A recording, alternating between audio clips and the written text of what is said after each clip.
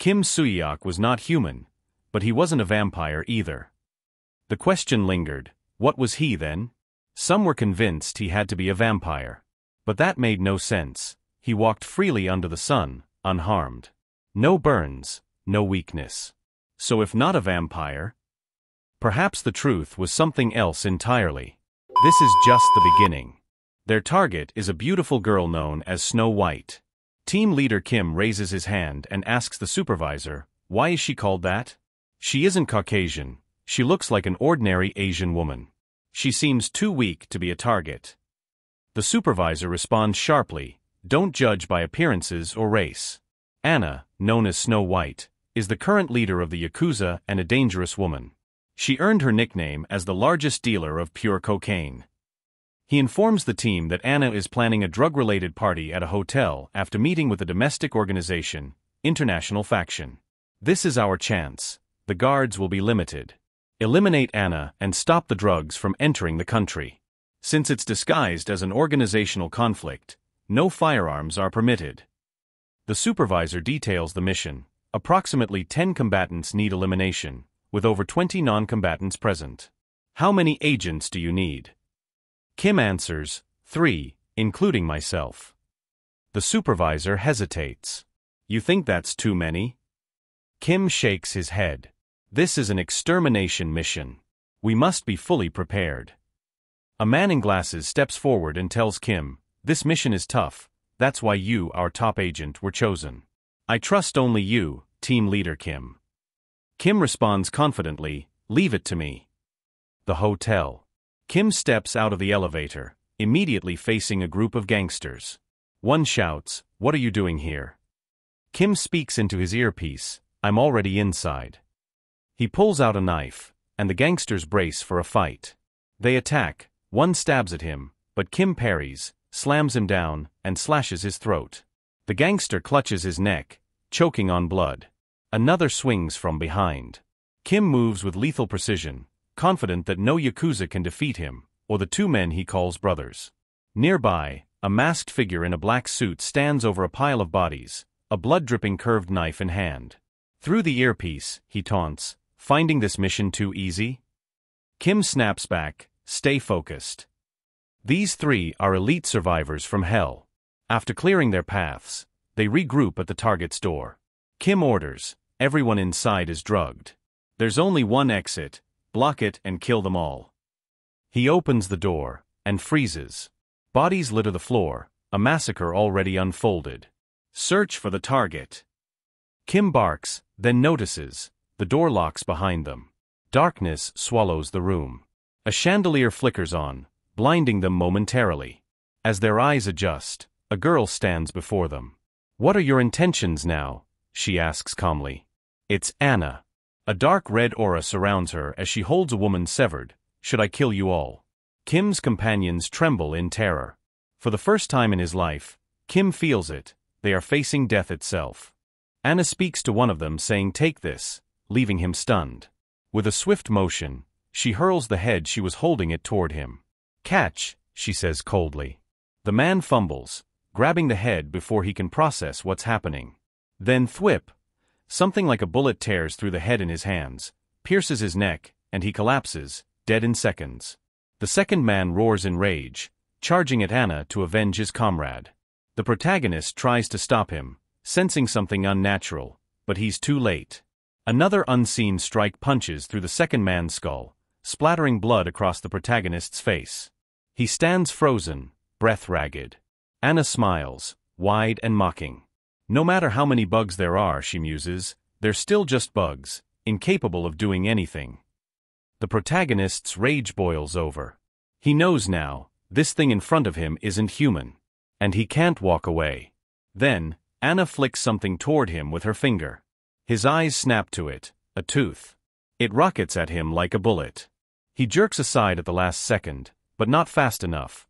The tooth grazes his nose, drawing blood. Anna raises an eyebrow. Impressive. You noticed. Seizing the moment, the protagonist lunges at her, knife raised. But before he can strike, she grabs his face and hurls him like a pitcher throwing a fastball.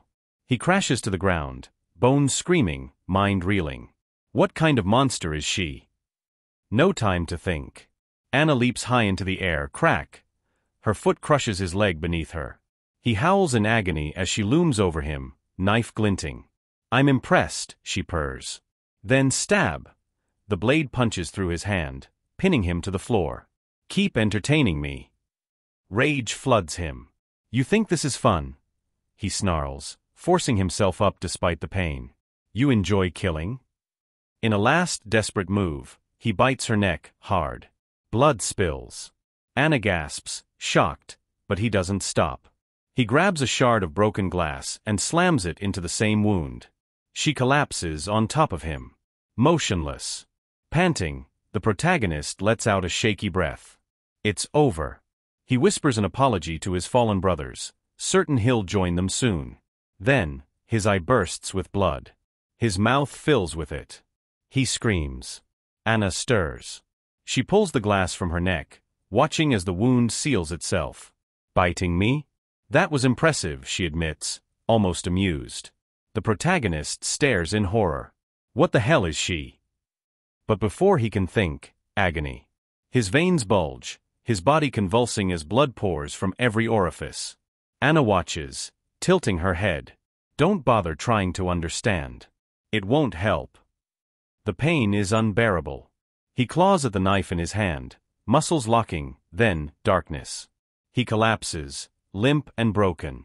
Anna sighs, disappointed. Pathetic. Her men burst in, frantic. Boss, are you? Slash. She kills one mid-sentence. The others freeze, trembling. Clean this up, she orders coldly. We return to Japan. The ship. Waves crash against the hull as workers heave a barrel toward the ocean's edge. Inside, the protagonist's corpse. One worker pauses, frowning. Hey, this guy's standing. His colleague laughs, pointing at the body. Relax. He's definitely dead. The first worker shakes his head. Damn, the hatred it takes to die like this. He stubs his cigarette out on the corpse's neck, then flinches as the burn mark vanishes. His eyes widen with surprise. Suddenly, Kim's eyes snap open. The two workers stumble backward, their faces twisting in horror. Voice cracking. How? You are dead. We checked. But Kim doesn't hear them, doesn't see them. The world narrows to a single point, a single name. Anna. Kim stood before the door, ready to face Anna and his fallen comrades, but in an instant, the world twisted around him. He was alone now, in a strange, suffocating darkness. A hand clamped around his throat from behind, cold and unyielding. He gasped, clawing at the invisible force, his mind reeling. What's happening? Then, Anna appeared before him, her smile cruel. Multiple hands slithered from her body, wrapping around Kim like serpents, squeezing the air from his lungs. Congratulations, she whispered, her voice dripping with mock praise. You've become a daywalker. Kim's eyes flew open, gasping. Sunlight cuts sharp across the deck, glinting off spilled steel and the crimson slick beneath your boots. It had been a dream. He sat up violently, his body naked, slick with blood. A splitting headache pounded behind his eyes as he struggled to remember what happened. Then he saw them. Bodies. Everywhere. Torn apart, limbs scattered, blood painting the deck. Kim staggered to his feet, his breath coming in ragged bursts. What the hell did I do? A voice cut through the silence. Kim. A masked man in a suit stood on a small boat alongside the ship, his tone eerily calm. I'm from headquarters. Come with us, we'll take you back. Too exhausted to resist, Kim obeyed. Inside the car, the questions spilled out. What happened on that ship? Still investigating, the masked man replied flatly. Another figure, also masked, turned to Kim. Mission successful? Feeling tired. I'm fine, Kim muttered. Rest, then. Long drive ahead. As the man spoke, Kim caught a glimpse beneath the mask. A gas mask? A hiss. A sweet, cloying scent filled the car. Kim's lungs burned. What are you? He choked, clawing at the windows as the world blurred. Then, nothing. One of the masked men pulled out a phone, dialing with gloved fingers. "Director, we have the specimen." On the other end, the director, the same man in glasses who had sent Kim on his mission, let out a shuddering breath of triumph. "Excellent. Bring him to the lab. Prep for dissection." He hung up, his hands trembling, a deranged smile splitting his face. "At last, finally I've got it, that thing." The lab doors hissed open as the car arrived. Researchers swarmed, eager. The director barked orders, barely containing his excitement. "Open it. Now." A researcher yanked the trunk open, and froze. The two masked men lay inside, their throats slit, eyes wide in eternal surprise. Before the researcher could scream bang, a bullet tore through his skull. Then, chaos. Gunfire erupted from inside the car, cutting down the researchers in a storm of bullets. The director stood paralyzed as his men fell, one by one, until only he remained. Then, Kim stepped out, gun in hand. The director turned and ran, screaming into his radio. "All units, eliminate Kim now." Meanwhile, Kim calmly prepares his gun as a group of armed men rush toward him. One of them attempts to stab him with a knife, but Kim blocks the attack and shoots him in the head. He quickly dispatches two others with precision shots. Just then, another man tries to exploit Kim's momentary distraction to kill him. However, Kim dodges the attack and shoots the man's elbow, causing him to drop the knife. Kim then finishes him off with a shot to the head, noticing two more men charging at him. Kim swiftly retreats to evade the first attack, grabs the first man's arm, causing him to lose his balance and fall. Kim then shoots the second attacker and drives the knife into his neck to finish him off. Suddenly, Kim feels an impending danger and is shot directly in the head. The man who fired the shot approaches, declaring that they've finally subdued him. Kim appears lifeless, unable to move. One of the men cautiously approaches Kim to confirm his death. Suddenly, Kim regains consciousness, grabs the man's gun, and emerges from behind the car. He continues shooting anyone trying to kill him. The man who shot Kim is shocked to see him alive after taking a direct bullet to the head. Kim strikes him, making him drop his gun, then chokes him as the man begs for mercy. Kim is filled with rage, unable to believe how these people manipulated him and his team. His team had sacrificed their lives for the country, only to be used for someone's personal gain. Memories flood Kim's mind, the two men he killed, the documents he found in the car revealing the truth. He decides to take revenge on those who betrayed him. Kim moves toward the director, who turns around in terror. As Kim walks, he leaves a trail of bodies behind him. Covered in blood, he looks terrifying. Despite suffering multiple fatal injuries, he is still alive. Kim doesn't understand why, but he doesn't care. His only focus is his mission, gathering information and eliminating enemies. The director tries to calm Kim down, promising to explain everything. He mentions certain circumstances, and even offers Kim a promotion. In response, Kim shoots the director in the thigh, making him scream in pain. The director pleads for his life, but Kim demands silence and orders him to answer one question: "What did you do to me?" The director stammers, calling it a misunderstanding, trying to buy time. Kim shoots him in the other thigh and commands him to speak clearly. Finally, the director asks Kim if he's noticed that he comes back to life after dying and that his wounds heal quickly. Kim is stunned. The director explains that some of Anna's followers have the same abilities.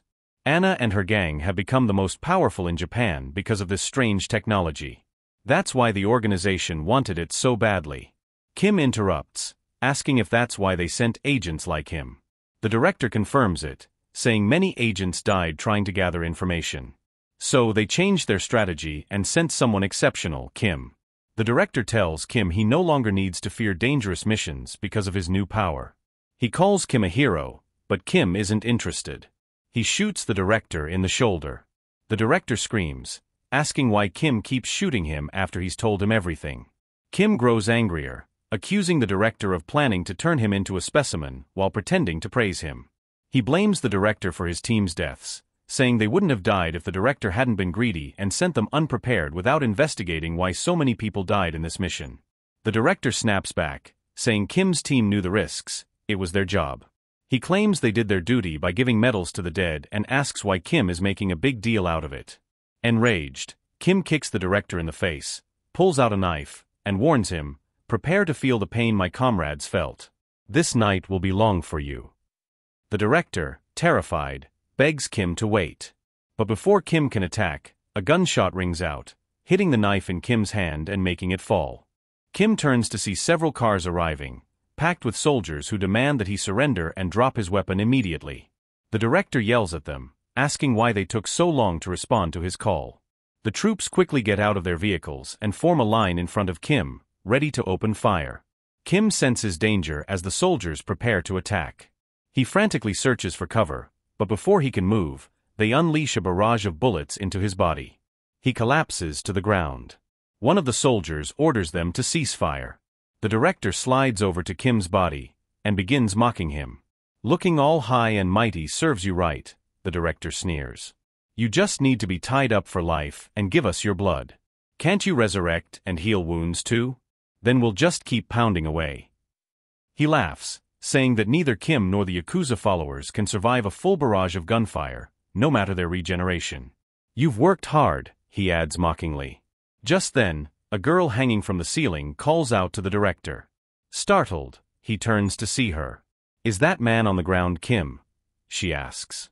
I'm one of the Yakuza members you were talking about earlier. Shocked, the director immediately orders the soldiers to kill her.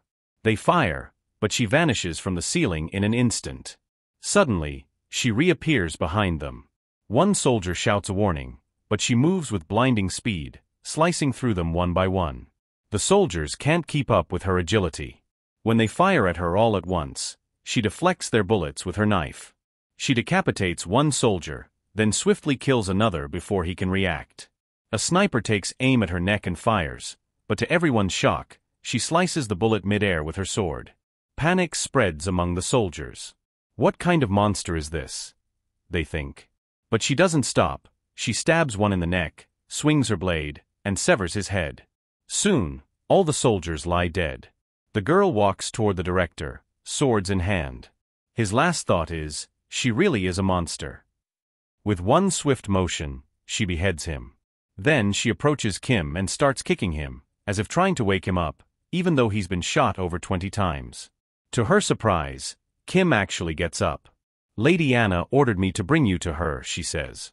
At the mention of Anna's name, Kim forgets his pain and is consumed by rage. He stands, his body showing signs of turning into a vampire. Get out of my way, he snarls. The girl corrects him. It wasn't bring him in, it was bring him to me. The fight begins instantly. The girl is impressed by Kim's ability to keep up with her, but Kim starts feeling weak, likely from blood loss. He knows the longer the fight lasts, the worse his chances become. The girl attacks relentlessly. You've held up for a long time, she says, but this is the end. She knocks his weapon aside, stabs him through the abdomen, and impales him with full force. Blood pours from Kim's mouth, but he grabs her wrist. Shocked, she realizes Kim deliberately took her strike. The battle intensifies, both fighters giving everything to kill the other. Eventually, they both collapse, fatally wounded. Kim remembers how Anna's wounds healed quickly before, but this time, he's sure he cut the girl's head off. He lies on the ground, bleeding heavily, his hands severed. Still, he's confident he won, until he hears a voice. Good job, someone says. Kim looks up in horror. The girl, now holding her own head, reattaches it to her body. Her skin and muscles heal instantly, as if nothing happened. She walks over, raises her sword, and smirks. When you wake up, you'll be standing before Lady Anna. Be more docile by then. With a precise strike, she cuts off his blood flow, knocking him unconscious. By this time, the sun is about to rise, and the girl is in a hurry to take Kim and leave quickly. But she is shocked when she sees him moving again. Standing on his feet despite everything she has done to him, Kim launches another attack. The girl tells him it is pointless. She pulls his sword from his stomach and slices off both of his arms, saying he won't be able to do anything anymore. But then, to her shock, Kim regenerates his arm in seconds and lands a direct punch to her face. Before she can react, he attacks again, injuring her arm. He doesn't stop there. He bites into her arm and begins sucking her blood.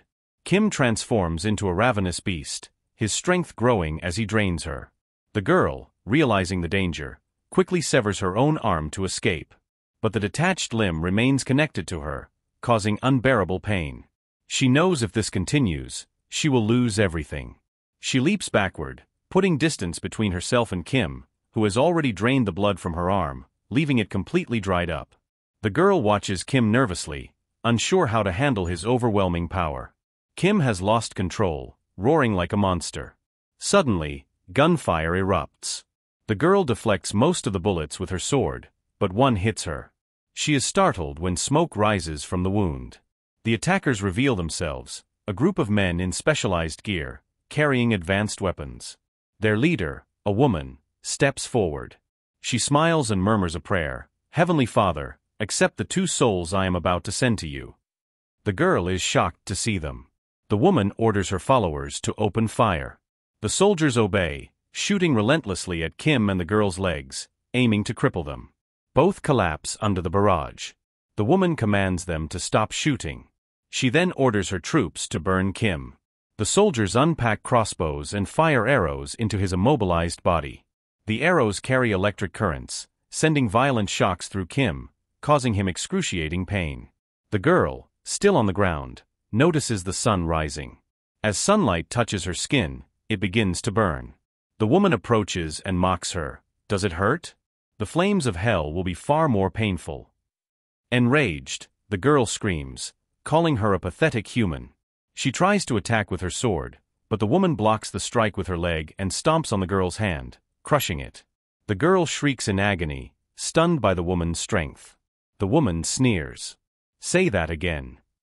Then with cold hatred, she adds, I will kill you and Kim. And soon your friends too. At that moment, the woman turns to look at Kim, and is astonished by what she sees. Despite all the electrical shocks Kim has endured, what shocks the woman more is that he remains completely unaffected by the sunlight. As the woman stares at Kim in disbelief, the girl seizes the opportunity and flees as fast as she can. The woman is torn between chasing after her or helping her men deal with Kim. One of the soldiers, still in shock that Kim hasn't died yet, fires at him. But Kim continues walking toward him, completely unfazed by the bullets. He is about to kill the soldier when, at the last moment, his hand is severed and flies through the air. The woman had intervened just in time to save her follower. Realizing how dangerous Kim has become, she orders her followers to retreat. She decides to face him herself and launches a swift attack. To her shock, Kim blocks her sword strike with his bare hand. Her surprise grows when she sees his severed arm regenerate right before her eyes. Filled with rage, Kim throws a powerful punch at her, but the woman dodges it effortlessly. A golden gleam flashes in her eyes. She's excited. The woman attacks at full strength, delivering a punch so powerful that Kim's abdomen appears to melt like molten lava. The force sends him flying into a nearby building, causing massive destruction. As she approaches the rubble, she wonders where someone with his power had been hiding all this time. But then, to her astonishment, Kim emerges from the smoke. When the dust clears, she sees him standing before her, holding a corpse and draining its blood. The woman is bewildered. Why would he do such a thing in the middle of battle? After regaining his strength, Kim tosses the body aside and lets out a monstrous roar. Seeing this, the woman decides Kim must be eliminated now, or he will become an unstoppable threat. She raises her glowing sword, light radiating from it, and stomps the ground with such force that it cracks beneath her. She prepares to fight with everything she has, but just as she's about to strike, Kim suddenly collapses, unconscious. The girl, watching from the sidelines, is stunned. She can't believe it ended this way. Sometime later, Kim opens his eyes to the sound of someone calling him team leader. He is startled to see the commander who originally briefed him on the mission standing before him. The woman is also there. Kim asks her who she is, but before he gets an answer, he realizes he's bound in heavy metal chains.